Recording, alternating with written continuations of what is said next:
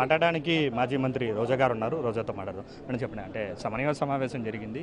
అయితే తాజాగా జరుగుతున్నటువంటి రాజకీయ పరిణామాలను ఎలా చూస్తారు? అంటే కాకాని అరెస్ట్ కూడా జరగడం కూడా జరిగింది. చంద్రబాబు నాయుడు అధికారంలోకి వచ్చాక ఈ సంవత్సర కాలంలో ఆయన ఏం చేశాడు అంటే అరాచకాలు, అక్రమ కేసులు, అలాగే రాష్ట్రాన్ని అప్పుల పాలు చేయడం తప్ప ఆయన ఇచ్చిన ఏ వాగ్దానాన్ని కూడా ఇంతవరకు నెరవేర్చలేదు. దాదాపుగా 143 ప్రామిసులు చేశారు.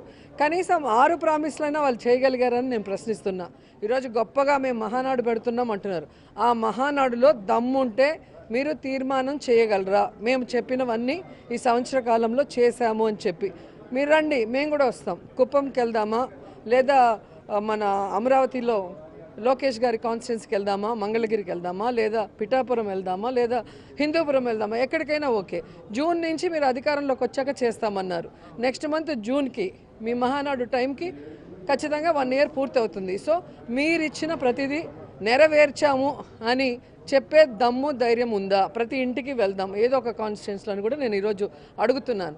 అంతేగాని ఎంతసేపు వైఎస్ఆర్సీపీ వాళ్ళ మీద వాళ్ళ పచ్చ ఛానల్లో తప్పుడు మాటలు మాట్లాడించడం, అలాగే పోలీసులతో తప్పుడు కేసులు పెట్టించడం, అండ్ ఈ విధంగా కార్యకర్తల్ని, నాయకుల్ని అందరినీ హెరాస్ చేయడం తప్ప ఏం చేశారు నేను అడుగుతున్నా. ఈరోజు వాళ్ళు పెట్టిన అక్రమ కేసులు అన్నీ ఇన్ని కాదు, అక్రమ కేసులే సిగ్గుపడే విధంగా ఈరోజు అక్రమ కేసులో పరాకాష్ఠకు నిదర్శనం కాకాని గోవర్ధన్ రెడ్డి గారి కేసు, అలాగే పిన్నెల రామకృష్ణ గారి కేసు. మీ అందరికీ తెలుసు కాకాని గారికి సంబంధం లేదు, అయినా కూడా ఒక గవర్నమెంట్ ల్యాండ్ని ఈ విధంగా క్వారీ చేశారు. దాంట్లో ఒక నిందితుడు శ్యామ్ ప్రసాద్ రెడ్డి అని చెప్పి కేసు పెట్టడం జరిగింది.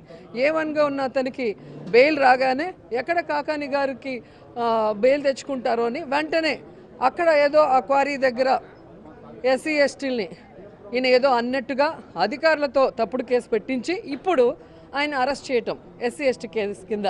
దీన్ని బట్టి మీకు అర్థం కావట్లేదా ఇది తప్పుడు కేసు అని?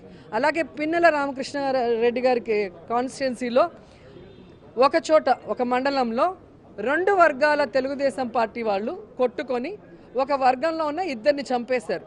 అది సాక్షాత్తు ఆ జిల్లా SP గారే క్లియర్గా అనౌన్స్ చేయడం జరిగింది.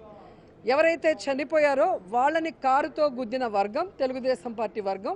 వాళ్ళు వచ్చిన కారు మీద కూడా అక్కడున్న తెలుగుదేశం పార్టీ ఎమ్మెల్యే నేమ్ ఉంది అని SP గారు అనౌన్స్ చేశాక ఈరోజు పిన్నెల రామకృష్ణ గారు ఆయన తమ్ముడిని ఆ కేసులో ఇంక్లూడ్ చేసి వాళ్ళని అరెస్ట్ చేయాలనుకోవటం ఎంత పరాకాష్ట ఈ అక్రమ కేసు అనేది మీ అందరూ కూడా. మీరైతే అక్రమ కేసులు అంటారు, ఆధారాలు ఉన్నాయి కాబట్టి కేసులు నమోదవుతున్నాయి, అందుకే కాకాని కూడా పరారయ్యారు, అందుకే వెతికి మరి అరెస్ట్ చేయాల్సి వచ్చిందని చెప్పి ప్రభుత్వం చెప్తుంది. పరారు అవ్వలేదండి, ఎవరు పరారు. అక్కడ జరిగిన ఇన్సిడెంట్ రోజే చెప్పాను కదా క్లియర్గా, SP గారు ఆయన ఇచ్చారు స్టేట్మెంటు, మేము కాదు ఇచ్చింది, వాళ్ళు వేసుకున్న SP గారే.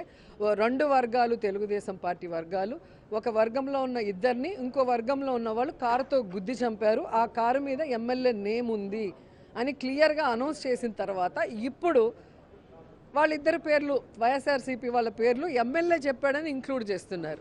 అంటే తప్పుడు కేసు అనరా? లిక్కర్ కేసులో జగన్మోహన్ రెడ్డి గారిని అరెస్ట్ చేస్తారని చెప్పి ప్రచారం జరుగుతుంది, ఎలా చూస్తారు మేడం? అదే అంటున్నాను కదా, అది మరో అక్రమ కేసు. ప్రభుత్వం మద్యాన్ని అమ్మినప్పుడు, ప్రభుత్వ ఖజానాకి నేరుగా డబ్బు వచ్చినప్పుడు ఎవరైనా ముడుపులు ఇస్తారా? లేదా ఈరోజు చంద్రబాబు నాయుడు గతంలో చంద్రబాబు నాయుడు ఇచ్చినట్టు టెండర్లు వేసి ఇబ్బడి ముబ్బడిగా గుడి లేదు, బడి లేదు, ఏమీ లేకుండా ఏ విధంగా బెల్ట్ షాపులు పెట్టుకునేలాగా పర్మిట్ రూములు ఇచ్చి చేస్తే డబ్బులు ఇస్తారా అనేది ఒకసారి ఆలోచించాలి. సో ఈరోజు మద్యం కుంభకోణం అనేది కేవలం మా మీద, అంటే మా నాయకుల మీద అక్రమ కేసులు పెట్టి డైవర్షన్ పాలిటిక్స్ చేస్తున్నారు. ఎక్కడైతే 1 ఇయర్ అవుతున్నా వీళ్ళు చెప్పిన అమ్మఒడి కానీ, చేయూత కానీ, 18 ఏళ్ళు పూర్తయితే 1500 డబ్బులు కానీ, రైతు భరోసా కానీ, ఫీజు రియంబర్స్మెంట్ కానీ, ఆరోగ్యశ్రీ కానీ చేయటం లేదు అనేది ఎక్కడ అడుగుతారో అని భయభ్రాంతులకు గురి చేయడానికి ఈ డైవర్షన్ పాలిటిక్స్లో అక్రమ కేసులు పెట్టి ముందుకు వెళ్తున్నారు. నిజంగా ప్రభుత్వం అమ్మిన మద్యానికి ఏ విధంగా కేసులు మీరు పెట్టాలనుకుంటున్నారు? మీరు ఎవరి మీద అయితే కేసులు పెట్టారో ఇప్పుడు మిథున్ రెడ్డి గారు కానీ, మన కృష్ణమోహన్ గారు కానీ, ఇంకా ధనుంజయ రెడ్డి కానీ, వీళ్ళకి ఏం సంబంధం? దీన్ని బట్టి అర్థం కావట్లేదా మీకు? ఇది పార్టీ కార్యకర్తల నాయకులే కాదు, ఆఖరికి అఫీషియల్స్ని, రిటైర్డ్ అయిన వాళ్ళని కూడా రెడ్ బుక్ రాజ్యాంగంతో ఎలా వేధిస్తున్నారో అర్థమవుతుంది. వేధిస్తున్న ప్రతి ఒక్కరిని హెచ్చరిస్తున్నా, జగనన్న రాబోయే కాలంలో ముఖ్యమంత్రి అవుతారు.